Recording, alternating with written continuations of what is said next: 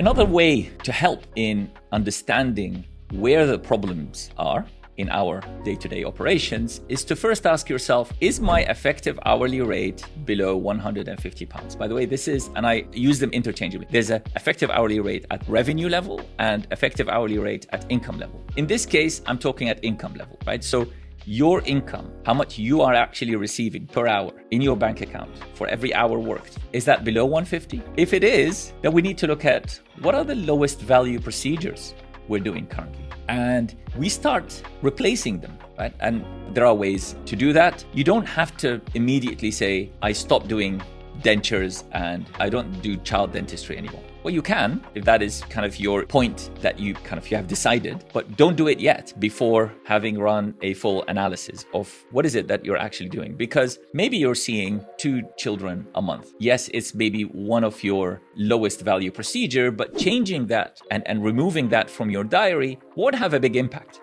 right? So you need high volume, a lot of cases where you're doing low value procedures. And quite often one of them is the checkups. And there is a way of dealing with that. But if we look at the effective hourly rate, that's the first question we need to ask ourselves. Then the second question is, let's say the effective hourly rate is above 150. Then we go to the next question. How gappy is your diary? If you have gaps more than 15% of your diary, then that needs fixing.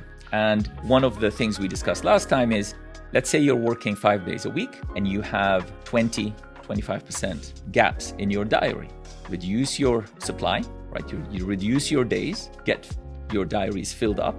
And with that extra day, invest in one, understanding what you're doing on the 4 days, completing the worksheets, get some academic training, do a postgrad or any certificate, or go on non-formal qualification courses and start making a plan for your 4 days. And then once you're done with that, go and apply for another job. And you can start filling that day with an opportunity to earn more. So if your diary is more than 15% gappy, definitely needs change. And just looking at it and talking to reception, talking to the manager, talking to the owner, and then nothing happens. And after 2 months, you're still facing the same problem. And then you settle for it. You just say, okay, well, this is the reality I'm in. No, that's not the way to grow. Everything that you see in your path as an obstacle needs to be resolved. And you need to look at it with a healthy dose of skepticism and pragmatism, trying to solve it, right? And keep the options open. And then thirdly, are you undercharging? And that requires, of course, where am I in the market space? And what are my colleagues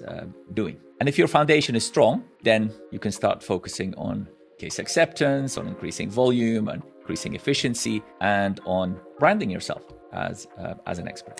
Another way of looking at it is by looking at how much skill do you currently have, clinical skills, right? How skilled are you as a dentist? I hear from many dentists who tell me like, I'm just not a great dentist. And I find it sad because, we all receive a similar training and it's about improving yourself, settling for a realization that you're not a great dentist. Okay, fine.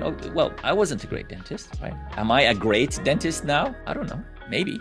Well, it's for others to tell me. But the fact that I keep improving, I know for sure that one day, the day before retirement, hopefully I'll reach the confidence that I can say, yes, I'm a great dentist. And I don't believe in pride, right? Because pride is a big psychological cloud that we tell ourselves. But you could be very, very happy about the fact that you have achieved that growth. So you can either settle for, I'm not a great dentist, or no, I'm going to develop those skills. All those specialties that you see can be taught. So limited skills, but you have the money, maybe you can go into aligners and cosmetic dentistry because that requires quite a big investment. Maybe not so much an investment as an associate, although associates, for example, cosmetic dentistry, you need a camera, right? You need the intraoral scanner, you need maybe digital smile design. So there are so many aspects to cosmetic dentistry. And it depends on which type of cosmetic dentistry do you want to do. Do you want to do just composite bonding or do you want to do full smile design?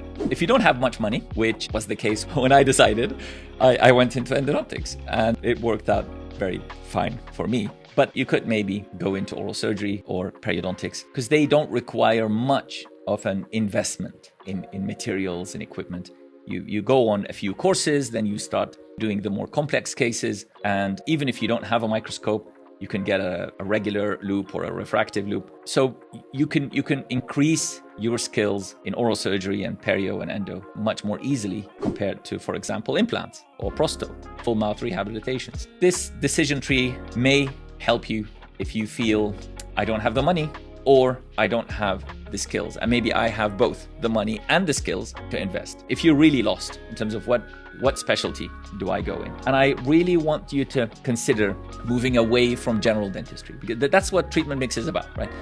Yes, you can still do an element of general dentistry, but in 20 years' time, you won't be doing general dentistry. Because if you focus on implants and in your first month, you do 1 implant, and by year 1, you'll be doing 3 implants a month. And by year 5, you're doing 5 implants or 6 implants a month. Then by year 10, year 20, you have dedicated all your work to implant dentistry. That's usually how things go, because you first recognize a skill, you develop that skill, you start offering it to patients, and you slowly grow into, I'm only doing implants or oral surgery.